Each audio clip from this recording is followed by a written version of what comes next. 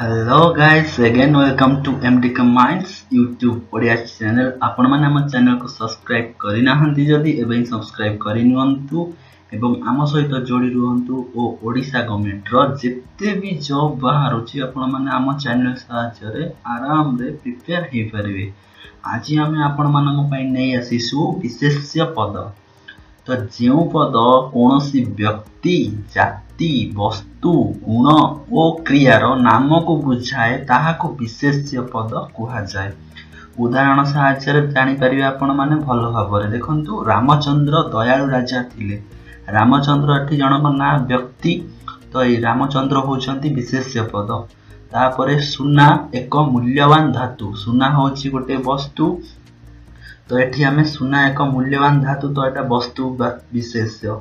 नम्रता एक महत् गुण। नम्रता जनकर गुण को बुझौची तो यह एक महत् गुण। एठी नम्रता होची विशेष्य पद।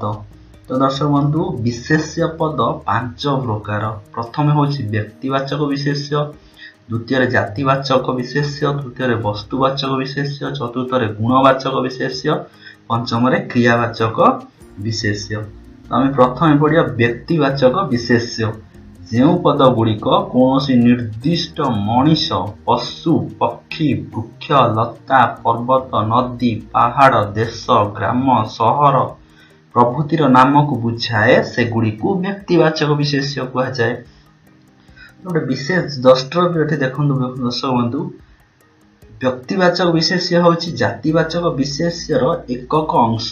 माने कौन व्यक्तिवाचक विशेष्यटा होची जातिवाचक विशेष्यर एकक अंश। जातिवाचक विशेष्य माने देखो धर आपण ऊपर जो पढुछन मनीष मनीष कहिया गले टोटल जत्ते भी मनीष अछंती समस्त को बुझौती तो सेटा होची जाति।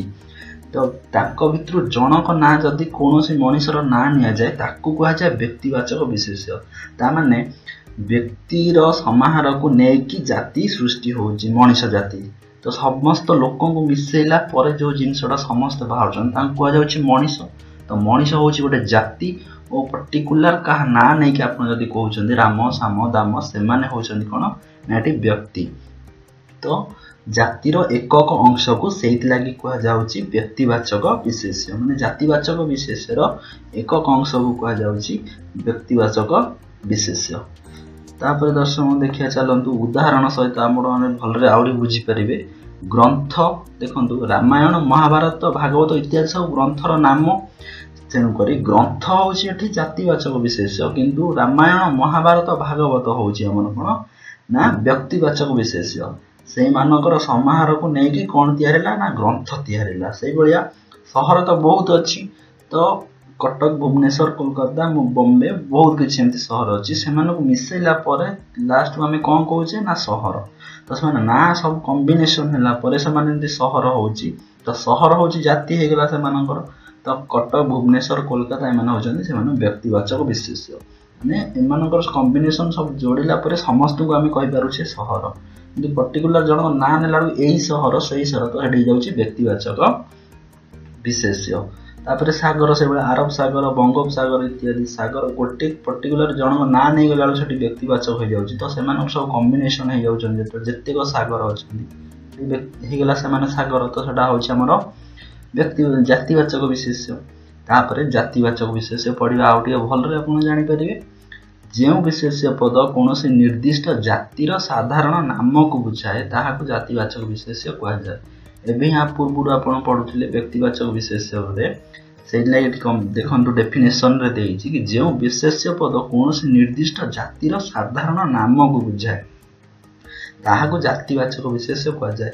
निर्दिष्ट जातिर साधारण नाम जेमति कहली हमको सहर कटक भुवनेश्वर कोलकाता मुंबई चेन्नई ये सब सहर नाम किंतु आम सबू जिन सबू ना को कौन कहे गोटे केवल सहर। तो पर्टिकुलर गोटे ना हूँ सहर जोटा कि समस्त जिनस को बुझाऊे। एटी चेन्नई कोलकाता बॉम्बे समस्त जोटा एटा भी सहर कहीपर बॉम्बे को सहर कहीपे कटक को सहर कहीपे भुवनेश्वर को सहर कहीपे। तो ये सहर हूँ आमर जाति तार सबू सिटी को आम सहर कहीपे। तेणुक सहर हूँ ये आमर जाति तो सहीटा ही कहूँ से जो विशेष्य पद कौन निर्दिष्ट जातिर साधारण नाम को बुझाए ताहाको जातिवाचक विशेष्य कहते। उदाहरण देश वृक्ष गाई नदी मनुष्य ग्रंथ पर्वत इत्यादि बहुत किसी अच्छी मुझे अल्प देती उदाहरण रे। तापर नेक्स्ट देखो जे शब्द एकाधिक व्यक्तिवाचक विशेषर साधारण नाम ताहाको जातिवाचक विशेष्य कहुए। ये एकाधिक व्यक्तिवाचक शब्द मानकर विशेष्य मानकर साधारण नाम मैंने कही सेम सेम जिनस ही कहुच्छी कटक भुवनेश्वर एम हूँ साधारण नाम से आम कि गोटे अक्षर कौन कहीपर सहर कहीपे। तापर उदाहरण देखो यही उदाहरण आपण मैंने भल भाव बुझीपारे ग्रंथ पाठ कले सद्बुद्धि मिले ग्रंथ पाठ कले सद्बुद्धि मिले। रामायण रामचंद्र विषय वर्णित मैंने रामायण को गोटे ग्रंथ कहुपर ताने ग्रंथ भितर आम रामायण जाऊँ तो रामायण हूँ एकक जिनस कहार ना ग्रंथ ग्रंथ आम रामायण को ग्रंथ कहीपर। महाभारत तो बहुत किसी अच्छी सब मिसिकी ग्रंथ कहुए तो ग्रंथ हूँ कमन नेम एटी तो ग्रंथ हूँ आमर कौन ना जातिवाचक विशेष किंतु रामायण होगा कौन ना व्यक्तिवाचक विशेष। विद्रोह विशेष द्रष्टव्य देखो निम्न वाक्य गुड़ी लक्ष्य करा जाऊ। शेक्सपियर को यूरोपर कालिदास कहुए आ गोटे सेंटेंस हूँ कावेरी को दक्षिण भारतर गंगा कहती। ये कालिदास और गंगा यही दुईटी वाक्य होती कौन ना नामवाचक विशेष कहीं नाम आप जापर पर्टिकुलर ना कहुई कालिदास आउटा हूँ गंगा तो किंतु एठारे एमाने उपमान रूप व्यवहार होती। उपमान माने कौन जहाँ को तुलना करा जाए उपमान हूँ जहाँ सहित तुलना करा जाए जहाँ सहित ये देखो कालिदास सहित क्या तुलना करा शेक्सपियर को आम कालिदास सह तुलना करा कि शेक्सपियर को यूरोपर कालिदास कहुए माने आमर भारत जमी कालिदास शेक्सपियर को सेमती तुलना करा कहुचे यूरोपर से कालिदास हो पारती। कावेरी को दक्षिण भारतर गंगा कहती तो कावेरी नदी को एमती आम उत्तर भारत में गंगा नदी बहीकि आसी बंगोपसागर में पहुँची तो सहीपरी कावेरी नदी दक्षिण भारत में कावेरी नदी को आम उत्तर भारतर गंगा कहीपर कहीं ना से तुलना करा जाए क्या सहित ना गंगा सहित तेणु माने गंगा और कालिदास ये दुईटी हूँ उपमान। उपमान माने जहाँ सहित तुलना करा जाए तो एठारे शेक्सपियर को कालिदास सह और कावेरी को गंगा सह तुलना करा जायछि। तेणु यही परिस्थल एमाने होचन व्यक्तिवाचक विशेष किंतु यही परिस्थल से व्यक्तिवाचक विशेष को आम जातिवाचक विशेष रूपे कहीपर।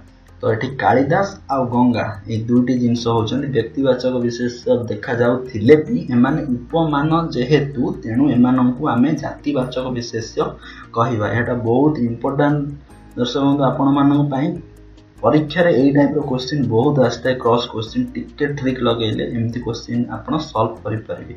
तो दर्शक बंधु आज पई एतिकी आपण माननकु जदी ए भिडियोटी भल लगी ताहले आपण माने निश्चय सब्सक्राइब करिन आज्ञा। हाँ दर्शक बंधु आउ जो तीनोटी जिनस रही आमर तीनोटी विशेष्य पद जो रहिला आमर गुणवाचक वस्तुवाचक क्रियावाचक विशेष नेक्स्ट वीडियो रे आपण माने निहाती देखिया को पाइबे। बहुत लेंदी हो जाउतिबारु मु एई वीडियो को विशेष्य पद को दुईटी वीडियो रे बनेया पई ट्राई करिछि काहेना बहुत लेंदी हो गले आपण को बोरिंग लागि पारे सेथि लागि। दर्शक बंधु आज एतिकी थैंक यू।